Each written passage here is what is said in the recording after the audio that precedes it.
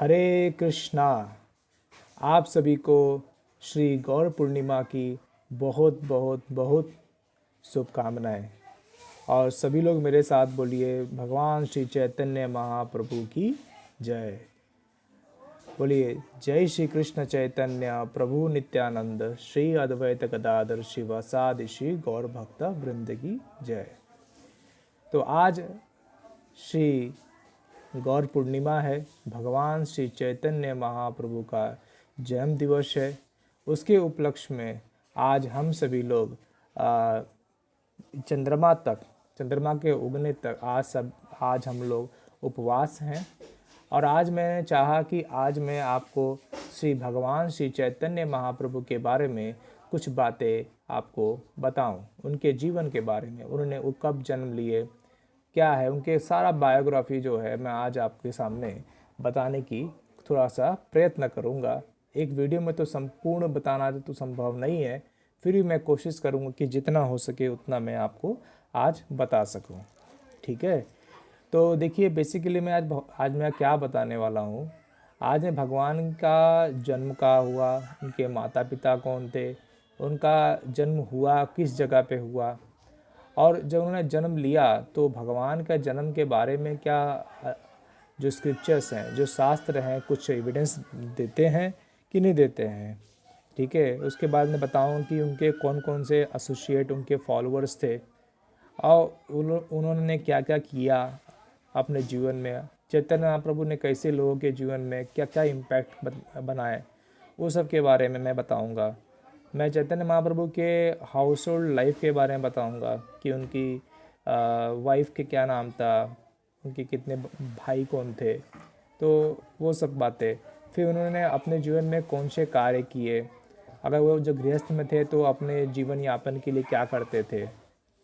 फिर उन्हें हरिनाम की दीक्षा कब मिली, वो हरिनाम का प्रचार किस प्रकार कर रहे थे। फिर एक उम्र आने के बाद उन्होंने किस प्रकार अपने जीवन में संन्यास आश्रम को ग्रहण किया, गृहस्थ आश्रम को त्याग करके किससे उन्होंने संन्यास लिया, इसके बारे में जानेंगे। फिर जो संन्यास लेने के बाद वो कहाँ कहाँ पे अपना प्रचार करने के लिए ट्रैवल किए, कहाँ कहाँ गए, उसके बारे में जानेंगे। फिर उसके बाद हम जानेंगे कि अपनी जो लीलाएं हैं उन्होंने जगन्नाथपुरी में किस प्रकार समाप्त किया। ऐसे कुछ जो बातें हैं वो आज हम अपने इस वीडियो में आपको बताएंगे। तो आइए हम शुरुआत करते हैं। देखिए, चैतन्य महाप्रभु का जो जन्म हुआ वो 1486 ईसा पूर्व, मतलब सिवा बाद में, 1400 1860 1880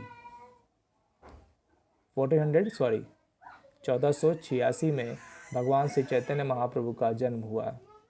और वो इस धरातल पे कुल 48 वर्ष तक रहे, मतलब 1534, 48 मतलब 1534 तक इस पूरी पृथ्वी लोक पे रहे। उसके बाद वो अपने धाम को चले गए।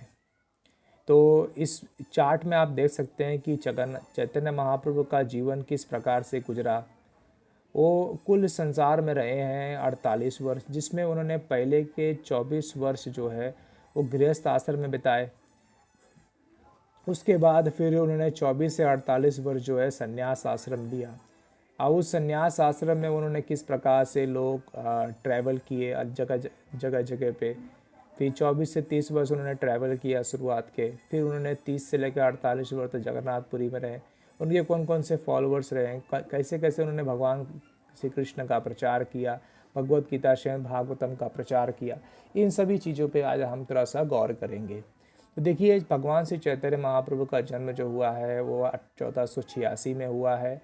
और ये नवद्वीप जो क्षेत्र है उसमें भगवान श्री चैतन्य महाप्रभु का जन्म हुआ। उस समय नवद्वीप का अंदर एक छोटा सा गांव था, उसका नाम था नडियाड।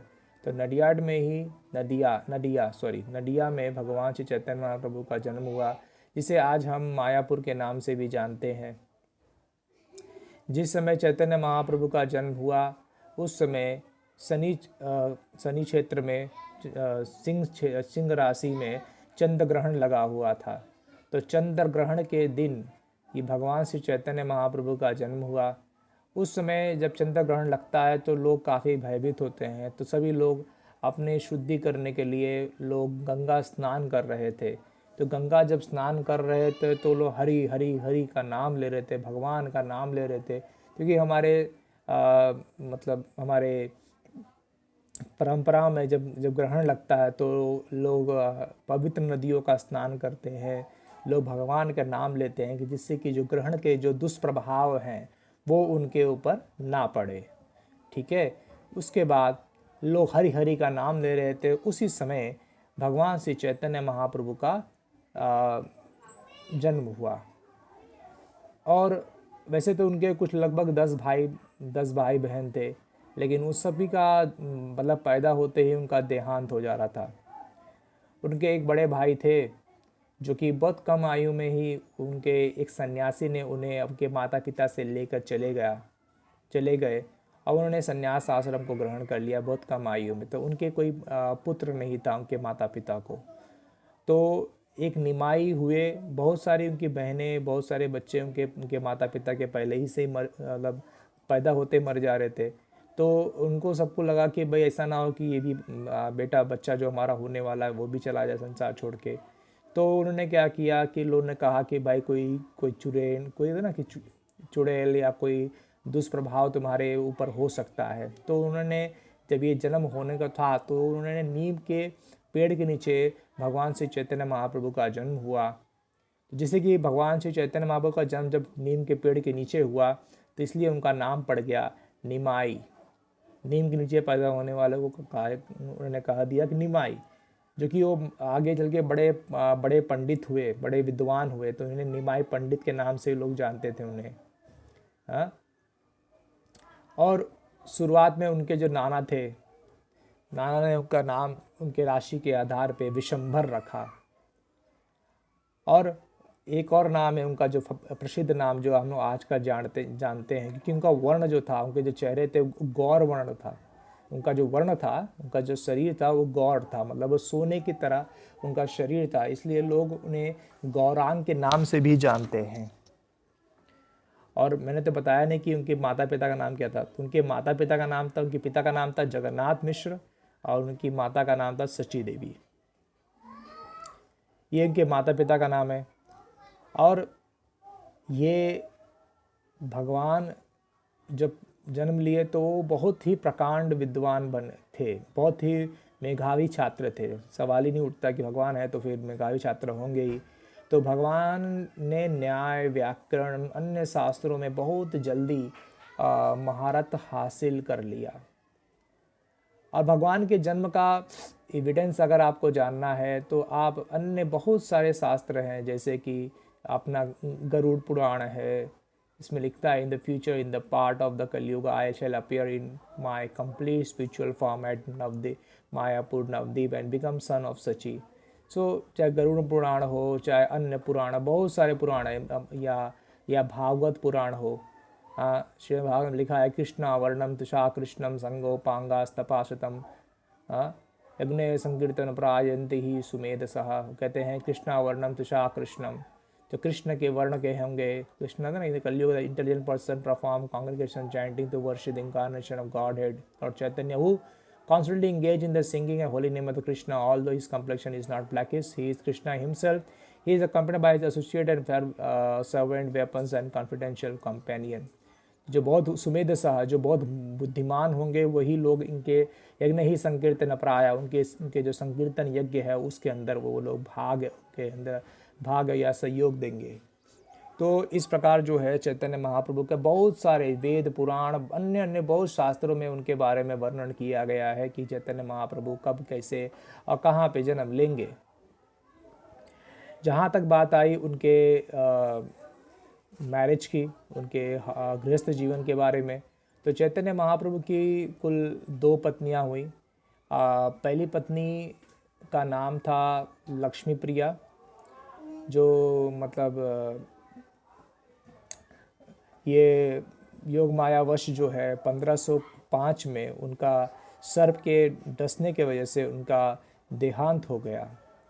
और उसके बाद फिर उनकी दूसरा विवाह हुआ। वंश को बढ़ाने के लिए भगवान चैतन्य महाप्रभु ने दूसरा विवाह किया, जिनकी पत्नी का नाम था विष्णु प्रिया। उनकी माता की इच्छा था कि दोबारा शादी हो, तो उन्होंने विवाह तो किया, लेकिन उनका मन जो था वो भगवान में काफ़ी अधिक था। उनका प्रचार, भगवत नाम, कृपा, इस समय बहुत उनका मन था। लेकिन वो विवाह के में रहने के वजह से वो इतने ज़्यादा एक्टिव नहीं रह पाते थे।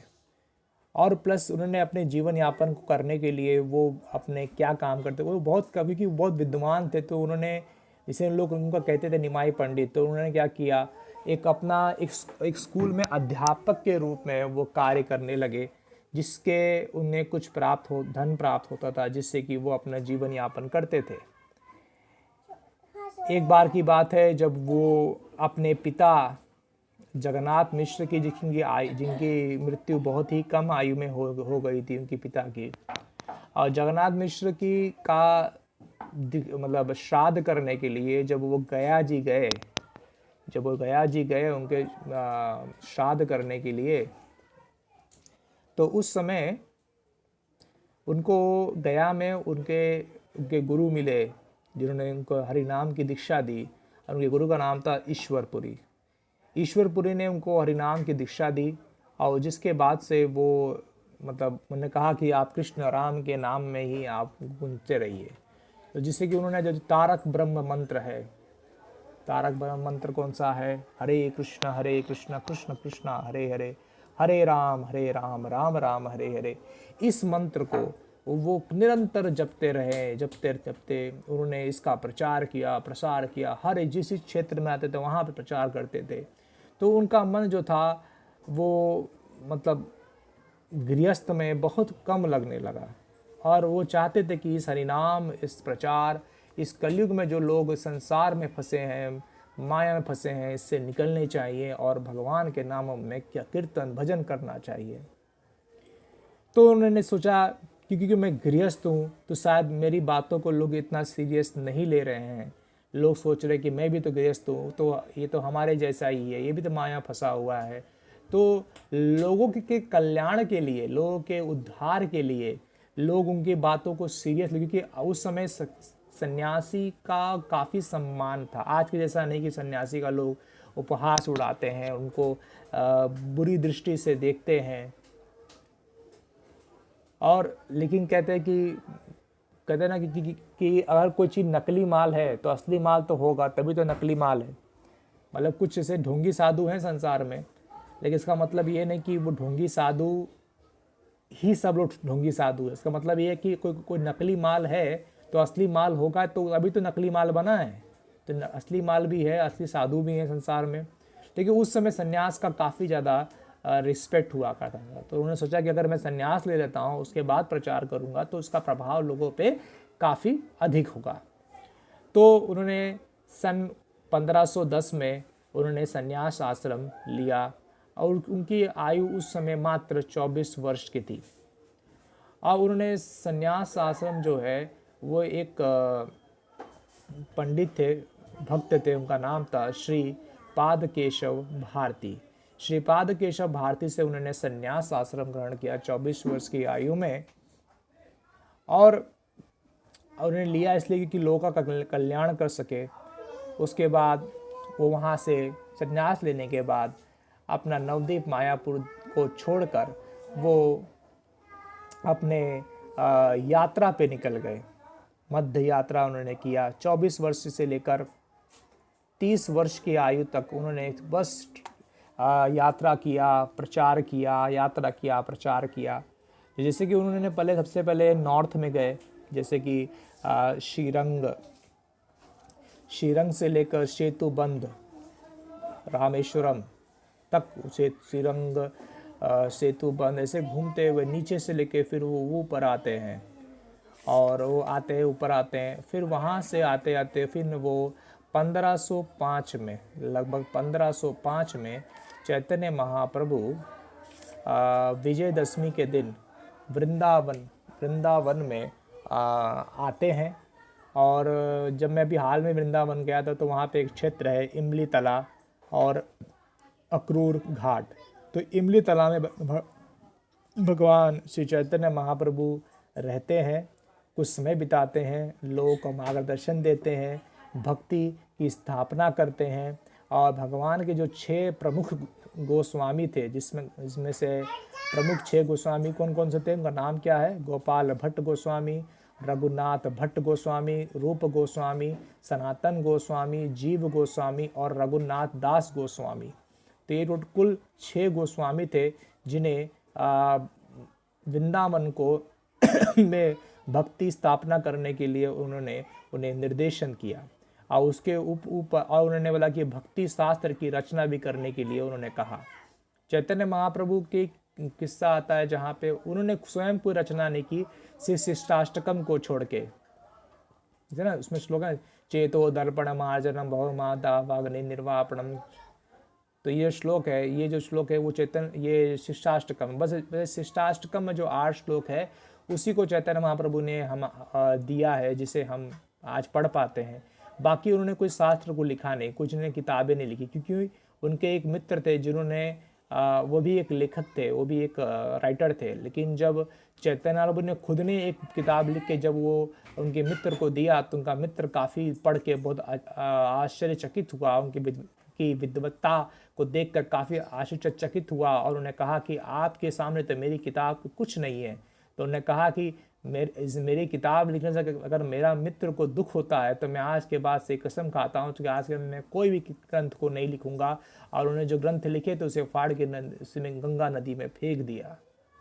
तो चैतन्य महाप्रभु ने कोई किताब नहीं लिखी, लेकिन उन्होंने शिक्षा, जैसे प्रयागराज में सनातन गोस्वामी को शिक्षा दी 11 दिन तक, रूप गोस्वामी को वृंदावन में शिक्षा दी, जिसके आधार पर उन्होंने भक्ति रसामृत सिंधु का निर्माण किया। सनातन गोस्वामी ने बहुत सारे ग्रंथों को लिखे, रूप गोस्वामी ने तो बहुत सारे ग्रंथों को लिख डाले।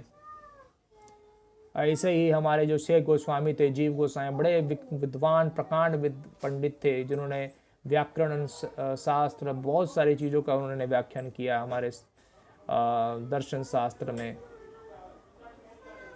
फिर उसके बाद वो ऐसे ही अपने यात्रा को कंटिन्यू किए, वृंदावन आके वृंदावन को स्थापित किया। उन्होंने कहा कि जो धाम जो लीला स्थल जो है आज खो चुकी है, आज जो हम जो भी वृंदावन में देख रहे हैं उस सारी लीला स्थल को खोजने वाले कौन है? ये 6 गोस्वामी हैं। और किसकी प्रेरणा से? भगवान श्री चैतन्य महाप्रभु की प्रेरणा से। वरना अगर हमें ये लीला स्थल देखने नहीं मिलती वृंदावन में जो हम आज देख रहे हैं, इसकी कृपा सिर्फ चैतन्य महाप्रभु की कृपा है और 6 गोस्वामी की कृपा है। बोले श्री चैतन्य महाप्रभु की जय। फिर उसके बाद चैतन्य महाप्रभु श्री जगन्नाथपुरी में उनकी माता सची माता के रिक्वेस्ट से, सची माता के निवेदन से चैतन्य महाप्रभु वृंदावन ना रहकर वो जगन्नाथपुरी, क्योंकि एक बार चैतन्य महाप्रभु मायापुर गए, उस क्षेत्र में गए प्रचार के लिए, तो उनकी माता से उनका भेंट होता है। तो उनकी माता उनसे प्रार्थना करती कि आपका समाचार जो है मुझे नहीं मिल पाता अगर वृंदावन अगर किसी अन्य क्षेत्र में धाम में जाते हैं। तो फिर चैतन्य महाप्रभु ने क्या किया, अपनी 30 वर्ष की आयु के पहले तो उन्होंने अपना द्वारका, काशी, अन्य बहुत से क्षेत्र में बहुत सारे ऐसे इंसिडेंट हैं, बनारस के भी, जहाँ पे बहुत सारे मायावादी जो फिलोसोफर थे, भक्त जो तो मायावादियों से भी मिले, उन्हें भक्त बनाया, प्रचार किया। लेकिन 30 वर्ष से लेकर 48 वर्ष की आयु तक उन्होंने ये सारा जो अपना लीला है वो जगन्नाथपुरी में रिस्ट्रिक्ट कर दिया।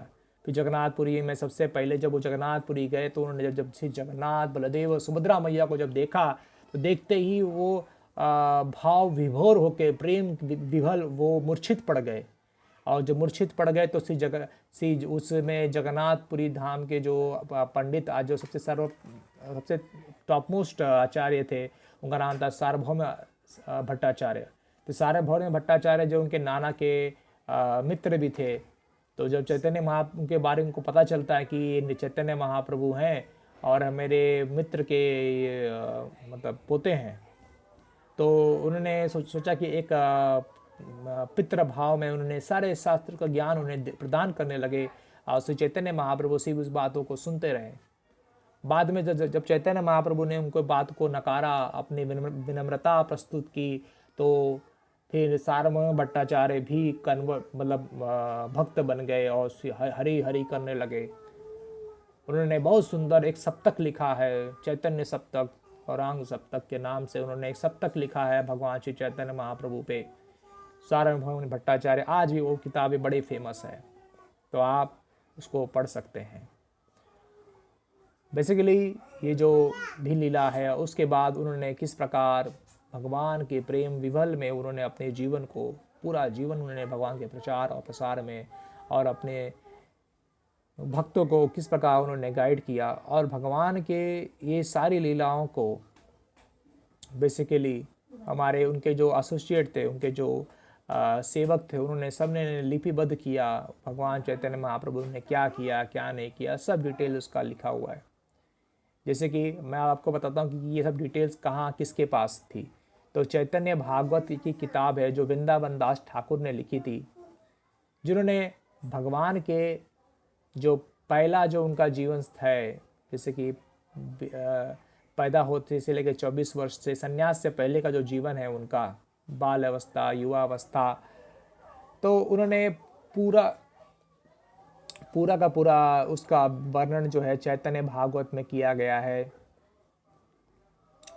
तो बेसिकली ये जो डिटेल है तो किसने लिखा था, तो मुरारी गुप्ता एक फिजिशियंस थे, चैतन्य महाप्रभु के बहुत ही करीब थे, नवद्वीप में थे। तो उन्होंने पूरा का पूरा डिटेल जो है उनका जन्म से लेकर 24 वर्ष की आयु तक उन्होंने, मुरारी गुप्ता ने सब कुछ लिखा था।